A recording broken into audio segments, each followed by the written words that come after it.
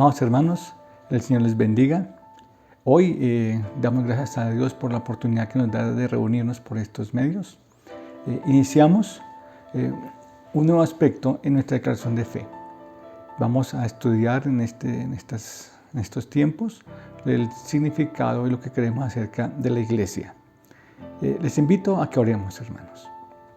Amado Padre, queremos darte gracias por tu amor y misericordia. Gracias por este nuevo día, Señor, en que nos das el privilegio de reunirnos como congregación para alabar, glorificar tu nombre y para aprender mucho más de lo que está en tu palabra. Gracias, Señor, por lo que tú haces. Tú conoces el corazón de cada uno de nosotros. Te ruego, Padre, que allí seas tú llevando la palabra de vida, que esta palabra sea de consuelo, una palabra de aliento, de fortaleza, conforme a la necesidad de cada uno, Señor. Que tu palabra llegue a nuestro corazón. Gracias, Señor, porque lo que tú haces, lo que tú permites y lo que tú continúas haciendo cada día. En Cristo Jesús te damos gracias. Amén. Bueno, amados hermanos, para iniciar, les invito a que me acompañen a la lectura de lo que está en nuestra declaración de fe referente a la iglesia. Dice así: creemos que la iglesia como el cuerpo de Cristo incluye a todos los redimidos de todos los tiempos y en todo lugar. Asimismo, una iglesia del Señor Jesucristo es un cuerpo local de creyentes, bautizados sobre la base de su conversión, los cuales se unen voluntariamente en la fe y en la confraternidad del Evangelio. Estos creyentes observan las dos ordenanzas de Cristo, el bautismo y la cena del Señor, enseñan y se someten a sus enseñanzas. Se apoyan mutuamente en comunión cristiana y procuran anunciar el Evangelio hasta los fines de la tierra. Son capacitados para ejercitar los dones que Dios reparte en el seno del cuerpo de Cristo y realizar la obra del ministerio para la edificación de la iglesia, para hacer bien en el mundo y para cumplir con su misión universal. Cada iglesia es un cuerpo autónomo que funciona bajo el señorío de Cristo Jesús por medio de un gobierno congregacional. Cada integrante, sujeto a la voluntad y guía del Espíritu Santo, participa libremente. En esa auténtica democracia, todos los miembros son igualmente responsables para el ejercicio de su sacerdocio espiritual. Bueno, amados hermanos, es una declaración de fe que cubre varios aspectos que iremos desarrollando, entendiendo que nosotros, como creyentes, aquellos que hemos reconocido, aceptado al Señor Jesucristo como nuestro Señor y Salvador, hacemos parte de esta iglesia. Hoy vamos a entrar en un aspecto de generalidades que quiero compartir de lo que encontramos en diferentes partes, contextos y comentarios. Básicamente estaré tomando dos documentos como referencia: la Teología Sistemática de Grudem y el Diccionario de Español Griego. Encontré lo siguiente: definición del término. Dice, etimológicamente significa llamar fuera, reunión popular, congregación, asamblea, concurrencia. En el Antiguo Testamento es el mismo término o significado utilizado para convocación. Es decir, cuando encontramos expresiones en la palabra que no han sido traducidas exactamente como iglesia, pero que evidencian la congregación, como dice aquí, o llamar afuera, una reunión, una asamblea, es el mismo término conocido como eclesia. Y es muy interesante porque esto nos va a permitir comprender que el término de iglesia no solamente aparece en el Nuevo Testamento, que a veces hemos pensado eso, que iglesia surge solamente cuando el Señor Jesús viene y establece en la tierra su iglesia. Pero realmente el término es utilizado también en el Antiguo Testamento. Vamos a mirar también una definición como base, que tomé como base de lo que en el Nuevo Testamento identificaríamos como iglesia. Se encuentra en Efesios capítulo 5, versículos 25 al 27. Dice así: maridos, amad a vuestras mujeres así como Cristo amó a la iglesia y se entregó a sí mismo por ella para santificarla, habiéndola purificado en el lavamiento del agua por la palabra, a fin de presentársela a sí mismo una iglesia gloriosa, que no tiene mancha ni arruga ni cosa semejante, sino que fuese santa y sin mancha. ¿Por qué tomé este versículo como una definición? Y quiero mirarlo desde el punto de vista de lo que nos muestra este pasaje, lo que Cristo ha hecho por su iglesia. Nuestro Cristo, el Mesías, el Señor, aquel en el cual son bendecidas todas las naciones de la tierra. Y dice que Cristo primero amó a la iglesia, amó a la congregación, amó a la asamblea. Dice, y se entregó a sí mismo por ella para, primero, santificarla. Es la obra de Dios, dentro de Dios eterno, el cual santifica a la iglesia, la hace santa. ¿Para qué? Para presentársela a sí mismo. Y esto es muy interesante y es algo que nos debe llevar a comprender la grandeza del amor del Señor. Es la obra de amor de Dios eterno, manifestado a través del Mesías de Cristo, el cual se entrega en amor para santificar a la iglesia, para apartarla para sí mismo.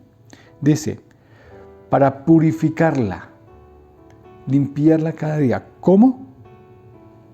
Dice, en el lavamiento del agua por la palabra. Entonces, la palabra del Señor es la que nos limpia y nos separa cada vez para que Él mismo, dice, para Él presentarse a sí mismo, de manera que cuando nosotros somos instruidos en la palabra, nos apartamos por el conocimiento que hemos adquirido del mundo. Entonces la palabra nos purifica, la palabra nos lleva a comprender, a discernir el bien y el mal. Dice, a fin de presentarse a sí mismo una iglesia gloriosa. Qué grande esto, amados hermanos. El Señor en su amor, en su misericordia, como asamblea, como congregación, Él nos prepara, nos arregla para presentarnos, no que diga, uy, me quedo más o menos, bueno, o que pueda decir, bueno, para lo que había, mire todo lo que se hizo. No, hermanos, no es eso. Es una iglesia gloriosa, de esplendor, de grandeza, para el mismo Dios. De manera que la obra que Él hace en nosotros y que un día la terminará, es una obra majestuosa, hecha por el Señor Dios eterno que hizo los cielos y la tierra. Esa es nuestra gran esperanza, hermanos. ¿Se imagina que nosotros hacemos parte de esta asamblea, de esta congregación, de la iglesia del Señor, y que nuestro fin es estar ante el Señor como una iglesia gloriosa para su honra y para su gloria? Dice, que no tuviese mancha ni arruga ni cosa semejante, sino que fuese santa, santa para el Señor. Entonces, vemos, es la obra de amor de Dios, es santificada, es purificada, se presenta como una iglesia gloriosa y santa. Amados hermanos, esa es la definición de iglesia en la palabra. Es la obra de amor de Dios eterno, el Padre Celestial, por medio del Mesías, que en la congregación, en su asamblea, la santifica, la purifica y la presenta de una manera gloriosa y santa para su honra y su gloria. Su nombre sea exaltado.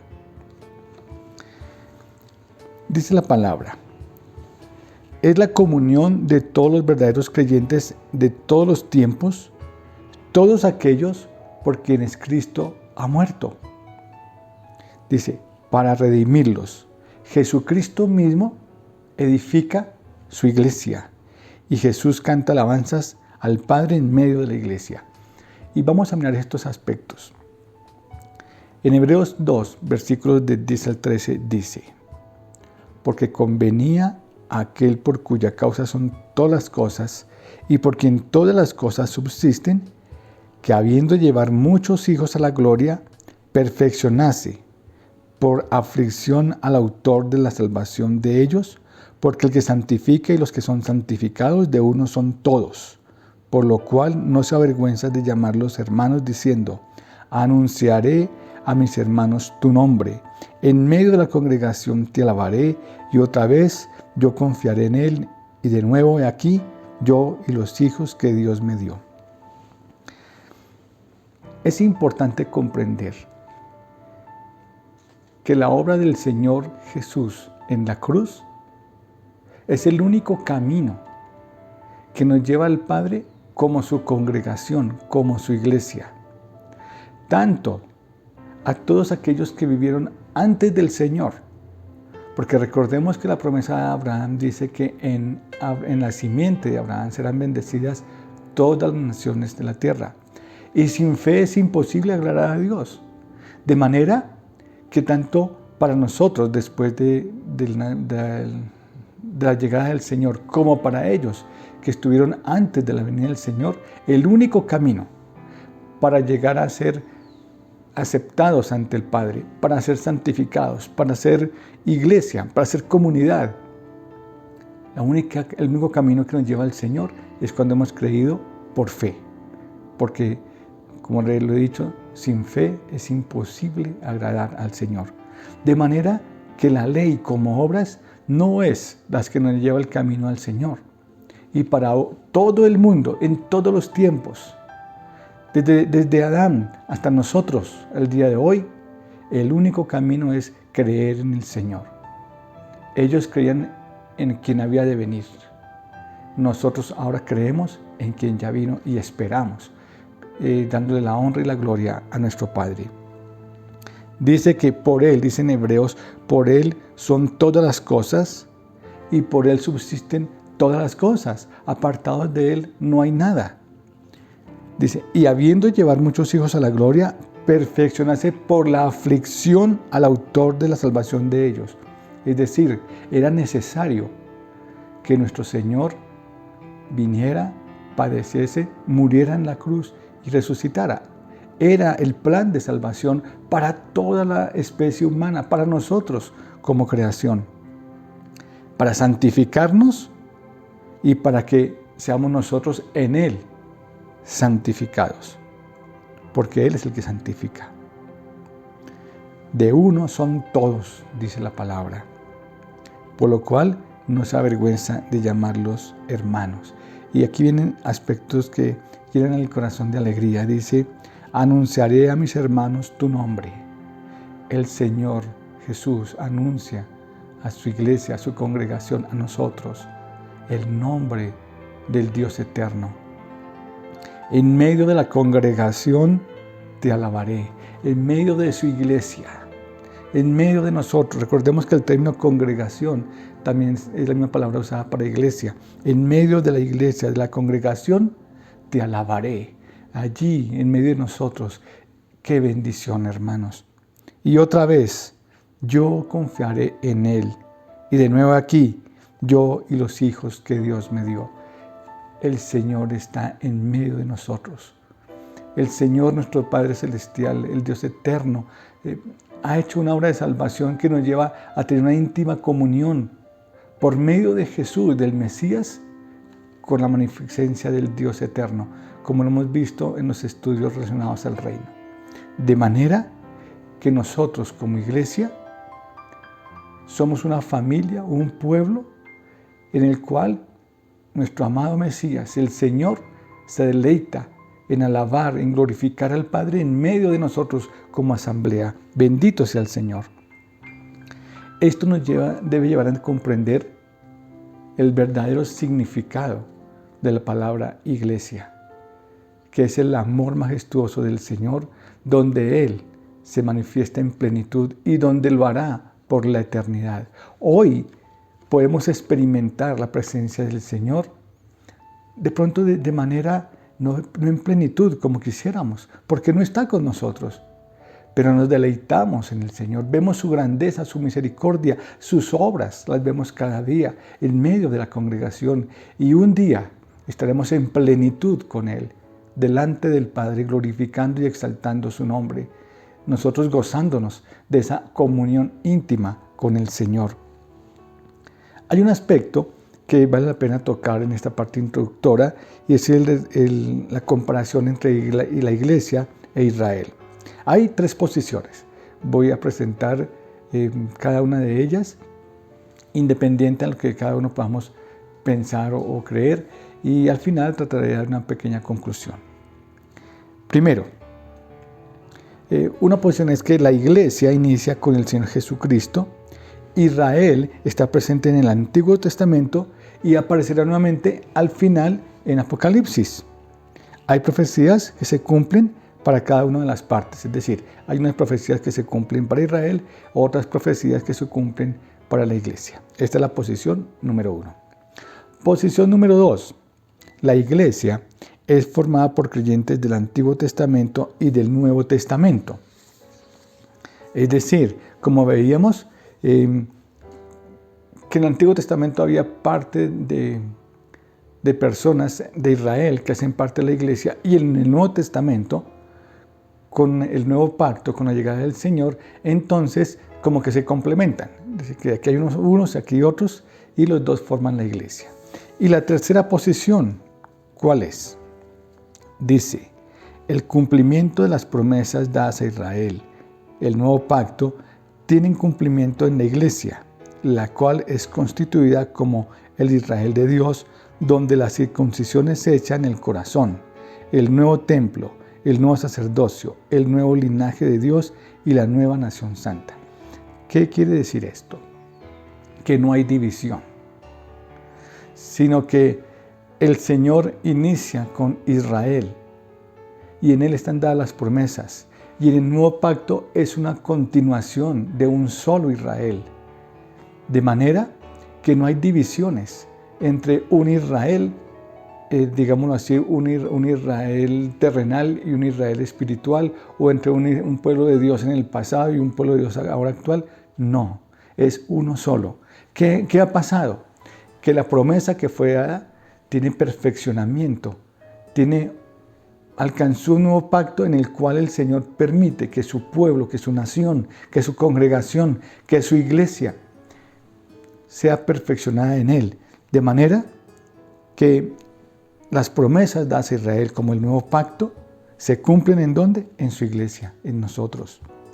Que somos constituidos como el Israel de Dios, donde la circuncisión no es hecha en la carne, sino en el corazón. Nos circuncida porque somos su pueblo.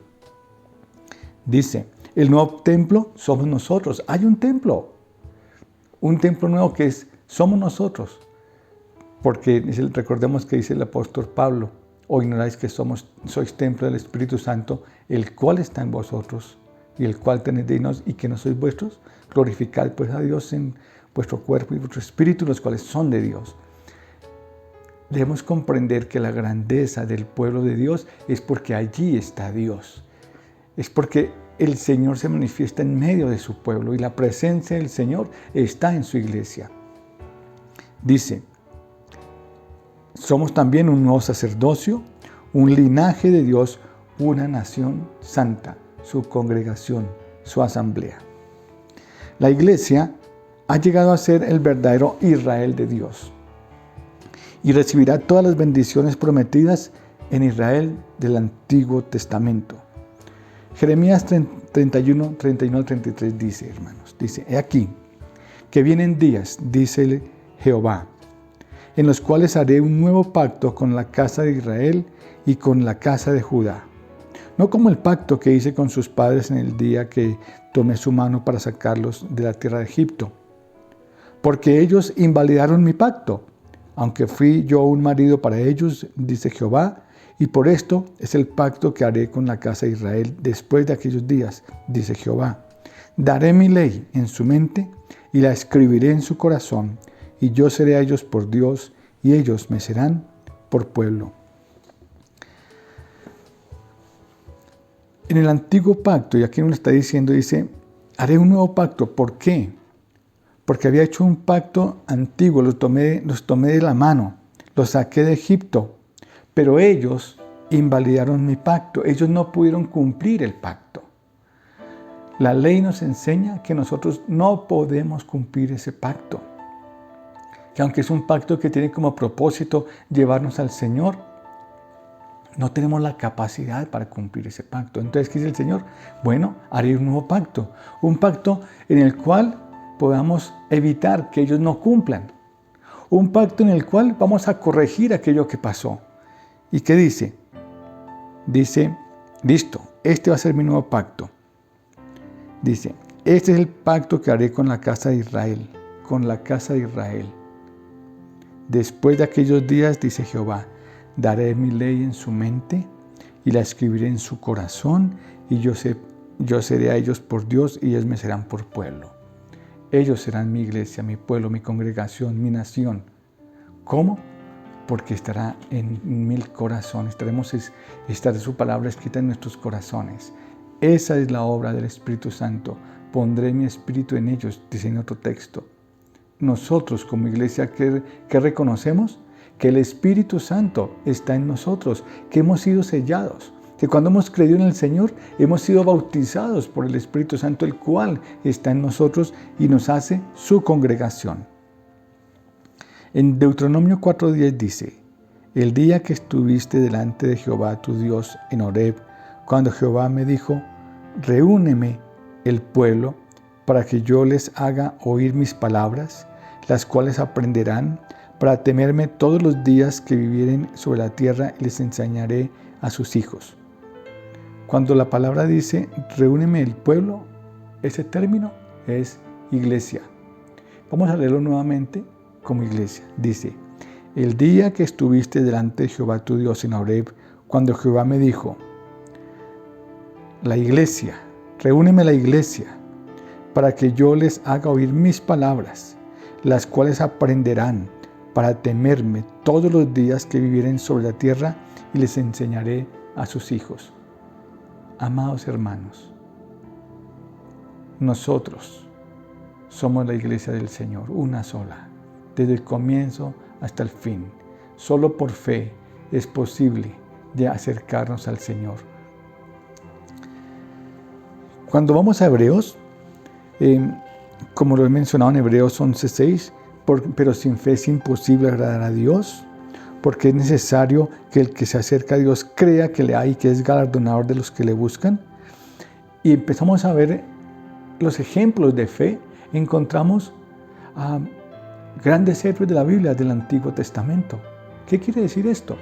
Que ellos agradaron a Dios por la fe, porque sin fe es imposible agradar a Dios. Y encontramos, como dice, por la fe Abraham, por la fe Moisés, por la fe Gedeón, que como dice el apóstol, el escritor de Hebreos, dice, todos hemos alcanzado el amor y la misericordia por fe, por creer en el Señor.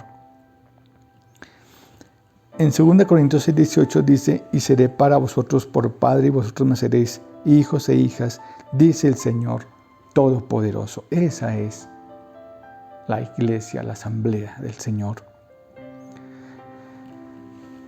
Cuando vemos en Romanos capítulo 11, versículos 16 al 17, dice, si las primicias son santas, también lo es la masa restante, y si la raíz es santa, también lo son las ramas. Pues si algunas de las ramas fueron desgajadas, y tú siendo olivo silvestre, has sido injertado en lugar de ellos, y has sido hechos partícipes de la raíz y de la rica savia del olivo. Está enseñándonos cómo el Señor tiene un pacto con Israel. Y esas raíces son santas, son del Señor. Pero al ellos rechazar al Señor, dice que fueron quitadas unas ramas y nosotros como olivo silvestre fuimos injertados, pero es en la misma raíz, en su pueblo, en la raíz de Israel. ¿Y qué ocurre si aquellos que estaban allí, las ramas originales, creen? Pues serán nuevamente injertadas y serán recibidas. Mucho más fácil. Dando a entender claramente que, ojo hermanos, si nosotros que éramos olivos silvestres fuimos injertados y nos somos bendecidos por la savia, haciendo uno solo. No es que él sembró un olivo en un lado, un olivo natural y un olivo silvestre en otro lado. No, es el mismo olivo, uno solo. La iglesia del Señor es una sola a lo largo de toda la historia del hombre. Primera de Pedro 2, 9 al 10 creo que define con claridad lo que somos nosotros. Dice, mas vosotros sois linaje escogido, real sacerdocio, nación santa, pueblo adquirido por Dios, para que anunciéis las virtudes de aquel que os llamó de las tinieblas a su luz admirable. Vosotros que en otro tiempo no erais pueblo, pero que ahora sois pueblo de Dios, que en otro tiempo no habíais alcanzado misericordia, pero ahora habéis alcanzado misericordia. Esta es la iglesia, el pueblo de Dios a lo largo de la historia de la humanidad. Nos gozaremos y exaltaremos al Señor. Bueno, hermanos, para terminar, como aplicación, la iglesia, la congregación, es la evidencia plena del gran amor de nuestro Dios Jehová hacia cada uno de nosotros. Porque de tal manera amó Dios al mundo, que ha dado a su Hijo unigénito, para que todo aquel que en él cree no se pierda, mas tenga vida eterna. Alabado sea su nombre. Esa es su iglesia. Eso somos cada uno de nosotros a lo largo de la historia de la humanidad. Aquellos que en la misericordia y el amor del Señor han alcanzado por su bondad la salvación. Solo nos resta dar gracias al Señor por lo que Él hace cada día y por lo que Él nos enseña. Así que, hermanos, les invito a que iniciemos este estudio de la iglesia y que nos deleitemos en los diferentes pasajes que nos enseñan lo que somos ante el Señor. Vamos a orar. Amado Padre, gracias. Gracias por tu palabra. Gracias por lo que tú cada día nos permites ver, Señor. Tu grandeza, tu amor, tu misericordia. Esa bondad infinita, Señor, que de todos los tiempos tú has manifestado a nosotros los hombres. Tu amor, tu bondad.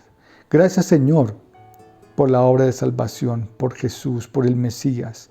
Gracias, Señor, por este Cristo Redentor que, Señor, nos permite acercarnos a ti. Gracias, Señor, porque en Él somos bendecidos todos, en Jesús. Gracias, Señor, por tu palabra que es viva y es eficaz. Gracias, Señor, por la bondad que has tenido para con nosotros. En Cristo Jesús oramos a ti, Padre, y que para ti sea la honra y la gloria. Amén. Bueno, amados hermanos, un abrazo de todo corazón. El Señor les bendiga, les guarde y que toda la honra y la gloria sea para el Señor. Esto debe llenarnos de gozo al poder comprender la grandeza del amor del Señor hacia nosotros. Dios les bendiga.